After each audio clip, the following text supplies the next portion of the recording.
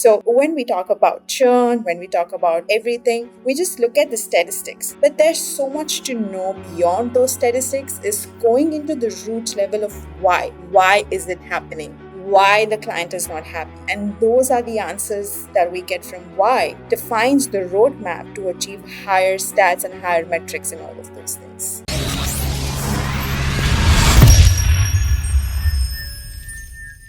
There's really kind of two reasons why you're losing clients. They don't understand the value that you're Mhm, delivering, mhm. or you're taking on the wrong clients.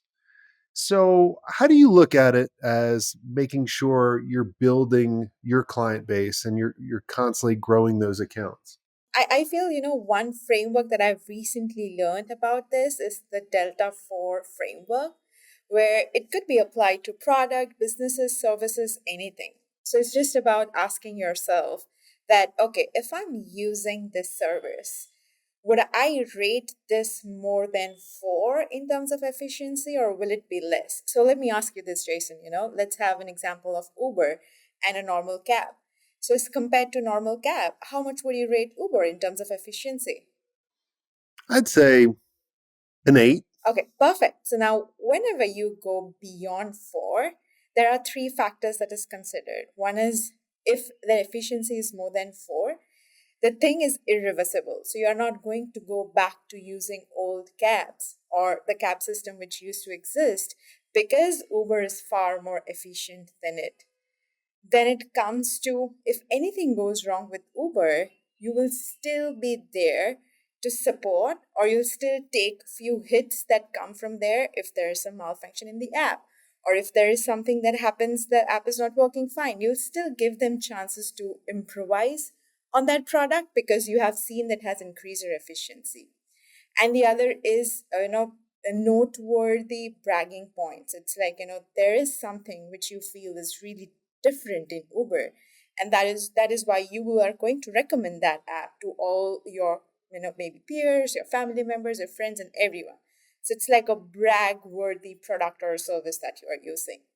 So now just think like your clients or the business that you're catering the same way is how much efficient are we making the client's life, or how much efficient are we in this project, or how much efficient are we in the business, and then rate yourself. It is if it is less than 5, or I would say if it is equivalent to even 4, then there's a lot that needs to be worked on inside, because trust me, what happens inside shows outside. So when we talk about churn, when we talk about higher CAC, when we talk about ARPU and everything, we just look at the statistics. But there's so much to know beyond those statistics is going into the root level of why.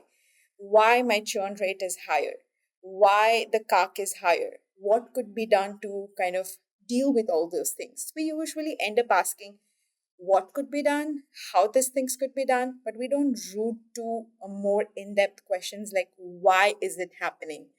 Why the client is not happy? And those are the answers that we get from why defines the roadmap to achieve higher stats and higher metrics in all of those things.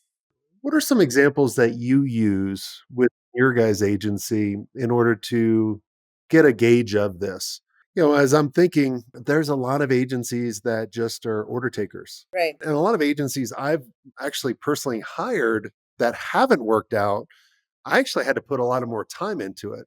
And when I had to put a lot of time into it, I was like, man, like I feel like I'm working for them. I Right. like it's not saving me time. I need to go find a different solution. Let me figure out how to bring it in-house. Yeah. So how do you fix that? Yeah, that's a great question. So, Jason, everyone has a sweet spot, or everyone has a very different range of expectations from the agencies that they are dealing with. So, the first thing that we do is when we are on that first call with the agency, we just try to understand what their existing pain points are, because pain points are going to differ from agency to agency. Now, based on their pain points, we kind of customize our offerings in a way where it exactly fills the gap that they have in the system right now. So let's say there's an agency who says that I don't have that many technical people on my team, but I do get complicated projects from my clients. In that case, the gap that I need to fill is being a technical expert for that client. Now, there might be an agency who says that I don't have anyone who communicates with my clients. It's just me. I'm the solo agency owner. I just have two people, and I'm the one who is doing all the communication. It's taking a lot of time from my day-to-day things.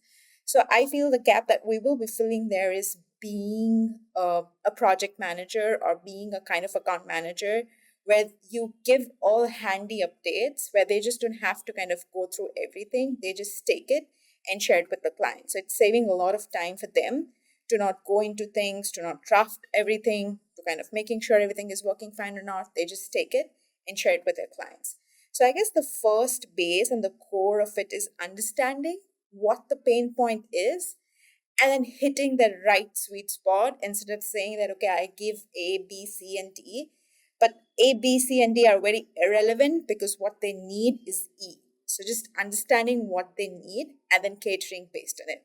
I hope you enjoyed this content. If you want more content like this, make sure you click on the link on the screen or check out your most popular podcast platform where the full episode is there. And until next time, have a swank day. What are you doing? Go check it out. Click on the link. I'll see you soon.